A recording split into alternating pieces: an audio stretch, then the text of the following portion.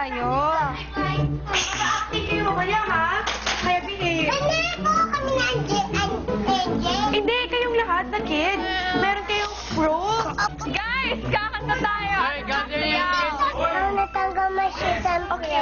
Tanggal your shoes. Kahit po sa paglalaro pa lang, ang hirap na po nilang kontrolin or turuan po. What more po kung yun nga may play and may song na kailangan i-memorize.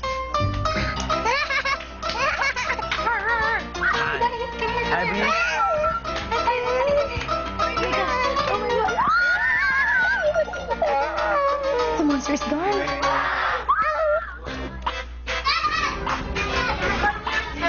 She's playing it. She's playing. The monster's playing. Oh. We're playing cake They're playing cake. together. Ang ibang bisitang bulilit natuturuan na ng housemates. Kumain tayo ng gulay at prutas. halina. Hiain ang masustansyang pagkain. Pero si Bree, You're a cucumber in the plate. I'm not a fruit. No, hindi. Ayaw yung mga cucumber. Grabe hanga ako sa mga preschool teachers ko. Ang hirap pala magturo ng bata. Bree, we will have a play. In our play, you need to play and you need to you will be the cucumber. Bree! Medyo nahihirapan lang po kay Bri. Kasi po madali po siyang madistract ng mga laruan. Ganun po. Bree, repeat after me first. I want to play. I want to play. Bree, please naman, Bree, makakasama. I wanna swing. 1, 2!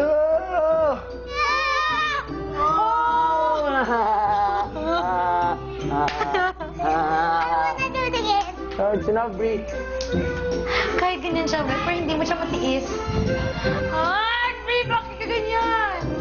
maya-maya tinawag ni Kuya ang mga bisitang bulilit sa storage room. Kuya! Ay, saan ko naka-bedjas ako? Di ba paano yung apat marunong na? Si Bri, pabayaan nyo lang, ikaw binabantayan mo. Panurin mo lang, bantayan mo lang. Baka usapin ka, ano lang. Tapos yung apat dito tayo pa-practice. Parang gagawin natin joyful para si Bri mainganyo. Selos. Gulay at prutas ang kailangan. Ihain sa mesa, pahalagahan. Si Kid inalis ang kumukuha ng atensyon ni Bri.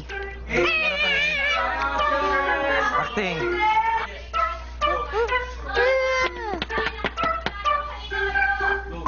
Starfish news. Starfish news.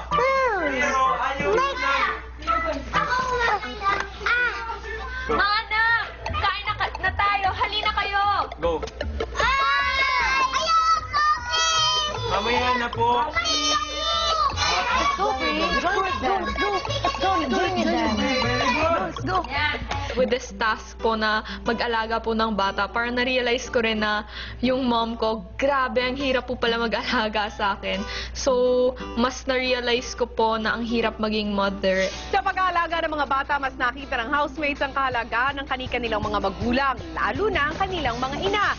Sa katunayan, si Alec na nagwagi sa kanilang OJ Team staff ay may piniling espesyal na request bilang reward. Yun po, sa Mother's Sana kuya. Kunwari po, encounter, gano'n, si mother. O kaya phone call. Ilang araw ang lumipas at muling nagkausap si Alec at si Kuya tungkol sa reward na ito. At kung ano ang nangyari, narito panoorin yung lahat. Gaano kahalaga sa iyo na yun ang mabigyan ng katuparan? Sa tingin ko po kuya, yun po yung pinakakailangan po talaga naming lahat ngayon dito po sa bahay. Alam ko po sa sarili ko na kapag po nakausap po naming lahat yun, lahat po ng housemates, yung mga mommy po namin, alam ko na po na magiging strength po namin yun. Malapit na kasi ang Mother's Oh my Day. God! Pagbibigyan ko ang una mong hiling.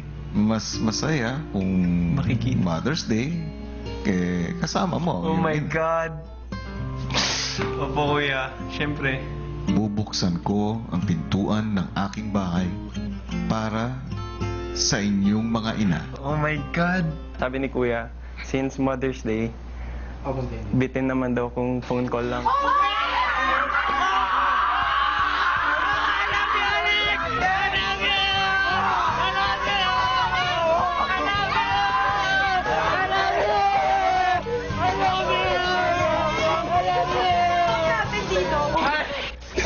na lang si Mama po kayo beauty. Hindi po ako ganun na-excite. Kasi po nung hindi pa po nag-iwalay sila Mama at si Papa, parang sanay na rin kaming hindi masyadong nagkikita ni Mama. Hindi ko po siya ganun kamiss. Kung ang ibang housemates excited, si Roy naman,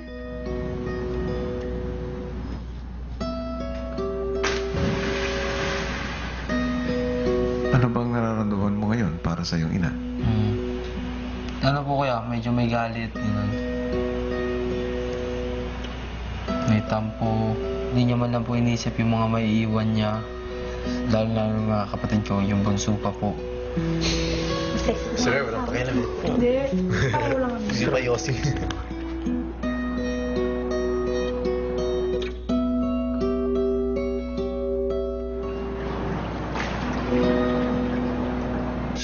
susunod, sino ang pipiliing imbitahin ang kanilang ina at sino ang tatanggi? Alam mo ba na mahal kita? Pagbabalik ng PBB Teen Edition 4.